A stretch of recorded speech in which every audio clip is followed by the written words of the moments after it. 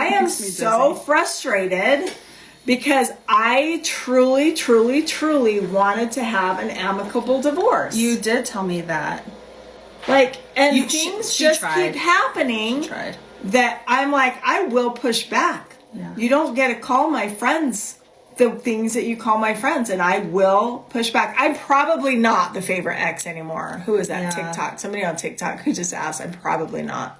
And I'm definitely not the favorite ex's best friend. No. Some things happened recently.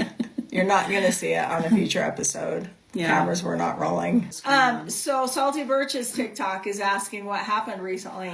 It was a conversation that I'm not proud of, that I'm also not going to share. But it just made me realize that, actually, I'll tell this part of it. It's not part of the conversation. It's just the emotion involved in it, which was I allowed myself to fall back into trauma. No, for my part of the conversation, I'm actually just disappointed in myself, honestly, because I was falling back into trauma responses and how I reacted and allowed a conversation to continue when I should have just been like, you know what? I'm done. We're not talking about this. But yeah, for me, I just was like, you know what? I should have ended the conversation and not engaged in it once I realized what was being attempted. And, you know, I got sucked into it.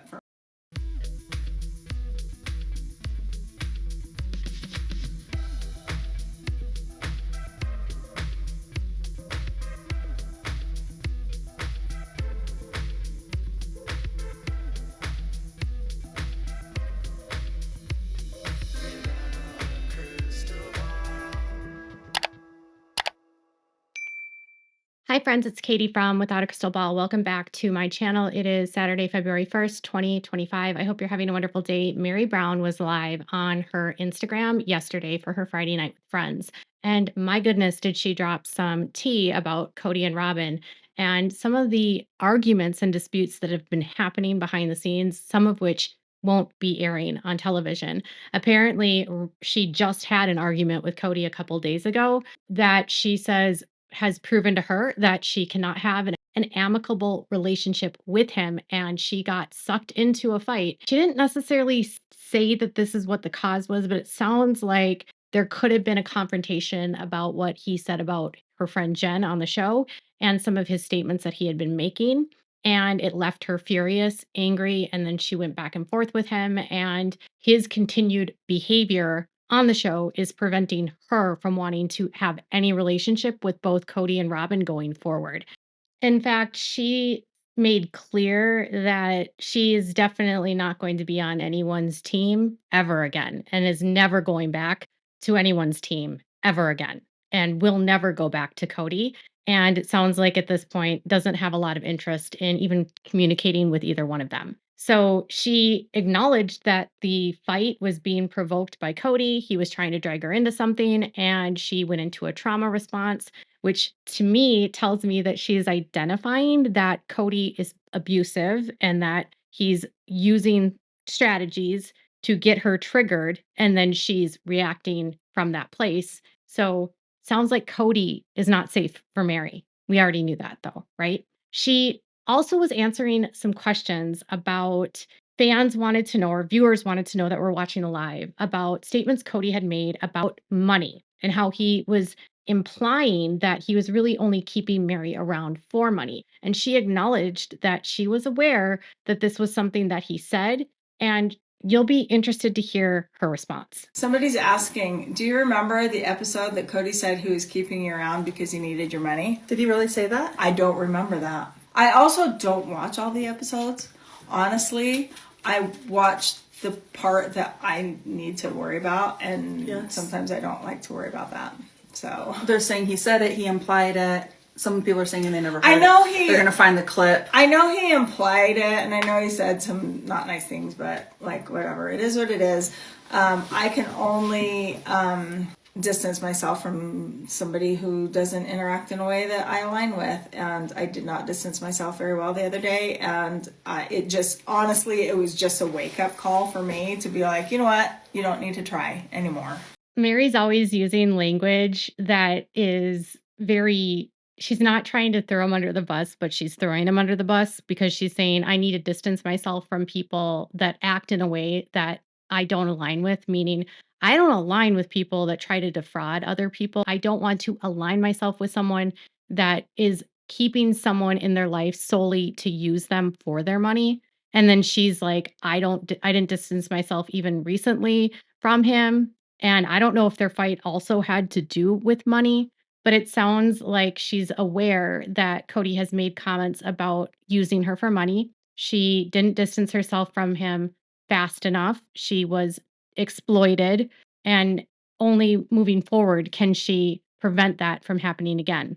It's probably been hard for her because she was in the thick of her indoctrination, deprogramming, all of that, and then trying not to think about the fact that someone that she loved could do something like that to her. It's telling to me that the further away that she is from Kody, the more clearly she is able to see things.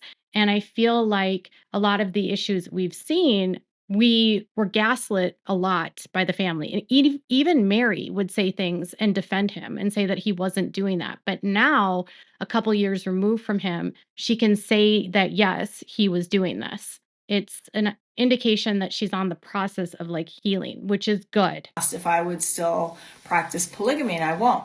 And I'll tell you why.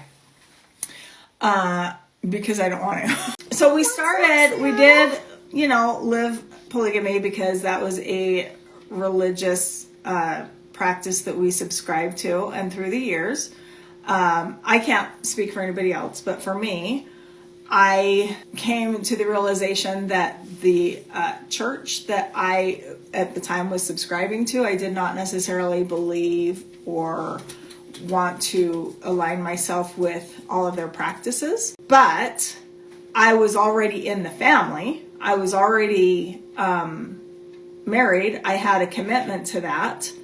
Anyway, but my commitment level to my marriage and to the family was more important than whether or not I still believed or subscribed to a particular religion. And so for that reason, I continued it. And also for that reason, I will choose not to in the future. This admission by her actually matches what someone that knows her had told me about a year and a half ago, and how they explained the estrangement that she had had with the family and why she was living so distantly from them and away from them, and why she had been so alienated from them. The person had said to me that Meri had been involving herself with more and more of her friends that were outside of the faith. And through that process was starting to unravel her own belief system and was away from the beliefs that the family held around polygamy and around Mormonism. And that as she was removing herself from that, she had been deemed too worldly. So I don't know if you remember a couple years ago, maybe it was a year and a half ago, I did a video and said the reason why they're alienating her and saying that she's unsafe and dangerous is because she was too worldly. She was surrounding herself too much in the real world around friends that didn't believe like they did, that she was dangerous in her thoughts and her beliefs and how she had embraced views that were not in alignment with the family. Like one of the big things had to do with her views around the LGBTQ plus related to their child Leon, their Meri's acceptance of Leon, and the fact that she didn't want to be a part of something that would be discriminatory to Leon, and some fights that she had with Kody and Robyn about how they were treating Leon and other family members that were LGBTQ plus. So this tracks when she says, I was starting to not believe anymore. I was trying to process that and make sense of what that was, but I was already in a family, so I wasn't going to walk away. I was committed to the family, but I was also feeling guilty for that because she had these thoughts and feelings. But that's part of the reason why Kody would always say Meri's not safe, because she was going to influence other people in the family to have a different worldview. And they're also contractually a part of a show that says that they're supposed to be promoting polygamy. So it's a double-edged sword, but this tracks with what I was told by a friend of Meri's a couple years ago. So she's at least finally admitting this part. And then she also spoke about how hard it was emotionally to come to that place. For a long time. It was because I think that anytime anybody changes what they do. Doesn't matter if it's religion, it doesn't matter if it's political, it doesn't matter if it's just who their friend group is. There's a lot of like mental and emotional processing of trying to figure out like what it is. Like I know for me, it was like, what do I believe being me, and without anybody else's thoughts and opinions. Who am I, and what do I believe, and what do I want? So, and it's just a lot of like trying to come to terms with that. When her relationship with Kody broke down, it gave her the space and the time away from him.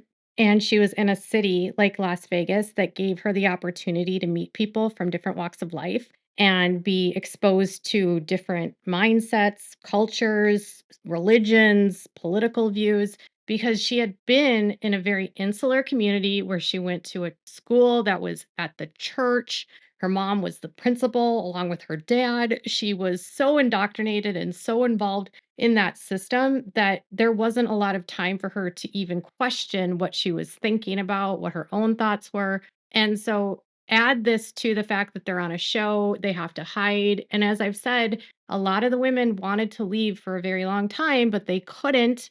There was guilt, there was shame, there was questions about what they believed. But, she's saying that she doesn't believe it anymore. She doesn't want to practice it anymore, and that it took her a long time to come to terms with the fact that she didn't believe. And I think for anyone that leaves a high control group, it's very difficult to leave a system because you're going to obviously be walking away from more than just your family in your immediate family, but you're walking away from a whole community, because people that remain in the church tells people, the leadership tells people that those that leave are like on the outer darkness, and they're wicked, and they're going to go to hell, and they're damaged, and you shouldn't interact with them because they're bad. But really, they just don't want you to interact with them because they might give you the truth about what the church is doing. So after she talked about that, she did address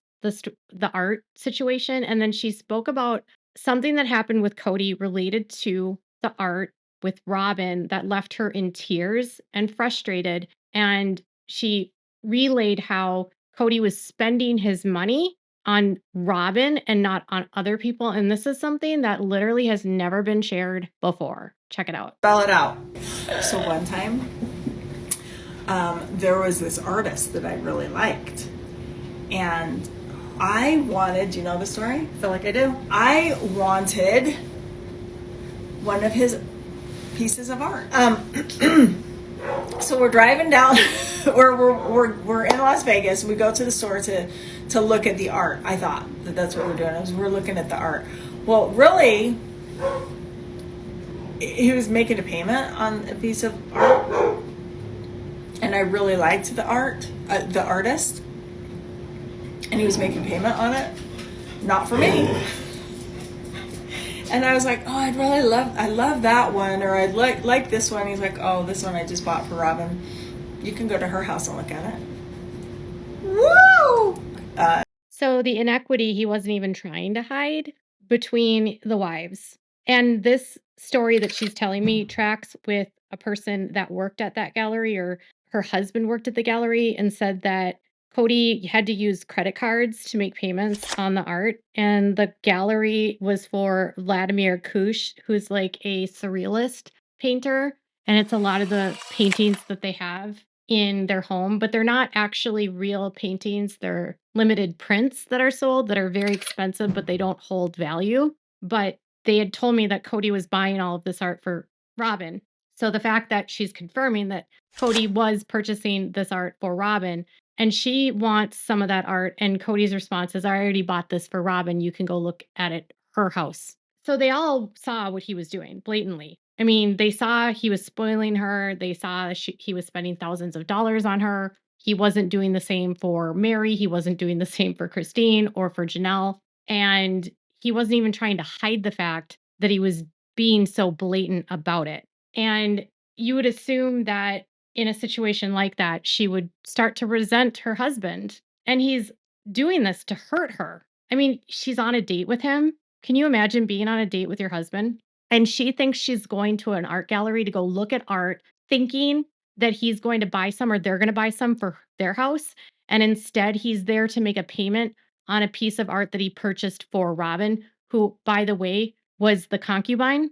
Can you? Oh my God, I would lose my mind if that happened to me. It reminds me of a story of when it was on My Five Wives and Brady took one of the other wives with him to go pick out a ring for another wife, and he used a date with that woman to pick out a ring for another wife. These men have no shame at all. And it's so do you really think this whole remember when Robyn was saying that like you really want this apple but you have your own orange, but she's not admitting the fact that she was getting all of this stuff and no one else was, literally. And then he's rubbing their noses in it so that they know that she's getting it and they aren't. And if they want to see it, they can go to her house and see it. Like you can bow down. That's just whatever. It's disgusting, honestly. So finally, when the episode aired of Kody basically saying or that Meri needs an alpha and she can't be in charge and blah blah blah, and then he called Jen a bitch. She shared what her reaction was to it and how upset she was because of it. Actually, I cried. When I saw that he said that. I was up all night. I was so mad I cried. I did not cry because I was sad because my feelings were hurt. I was pissed. She mad cries a lot more legit. So I was awake all night. I mad cried. I told her the next day and I was not happy about it. And I'm like, I got to tell you something and you're not going to be happy about it. Blah, blah, blah, blah, blah. When the two of them had split up, they had made this agreement. This is what Meri had said, that they were going to be amicable and that they were not going to be cruel to one another or make comments about one another to disparage each other. She wanted to keep things civil. She didn't want it to spiral into a situation where he was berating her, they were berating each other. And so she said that this kind of was the moment where she knew that she couldn't be amicable with him anymore, which then resulted in the argument that resulted in her realizing that she needs to fully disengage from Kody and Robyn because of what they're saying on the show, how he's acting, and how he can't keep his word. Now, in fairness, she does say things about Kody and she's asked questions about Kody's by producers, but she doesn't degrade him in a sense. Like she doesn't call him names, she doesn't call Robyn names. And it's very disrespectful for Kody to be one talking about her dating life, saying that she's not going to be able to get the kind of guy that she wants, and then say that she needs to get rid of her bitches if any man is going to want to be with her. It's cruel. I mean, Meri's not sitting there talking about Robyn and Kody's relationship and saying that Robyn's a bitch or Kody's a bitch, on the show. She's sharing what she went through, but she's not resorting to name calling. And Kody's just being cruel. And I guess that resulted in her being up all night crying and then having a conversation with Kody, which resulted in her and Kody getting into a fight, which then resulted into her and Kody having a disagreement, which she is not proud about. And then finally, she's at a point now where she's cut them off for good. So Kody and Meri's relationship has been strained for years, and he was weaponizing his relationship with Robyn against her, gloating, spoiling her, and then making her deal with it, and then telling Meri, well, you can't get mad at me and you need to get over your jealousy. But then he's blatantly spending, $10,000 on a print for Robyn and then tells her, oh, you can go see that at Robyn's house. So, honestly, if those are the kinds of arguments we should have seen on the show. The show would have been so much more interesting if those were the kinds of fights, right? But I'm glad that she's finally using her voice. And if she would put stories like that in a book, I would read it. That's for sure. So what are your thoughts? Let me know in the comments below. Make sure to give this video a thumbs up. Make sure to subscribe to my channel if you haven't subscribed and click the bell so you never miss a video. Thanks for watching. Bye guys.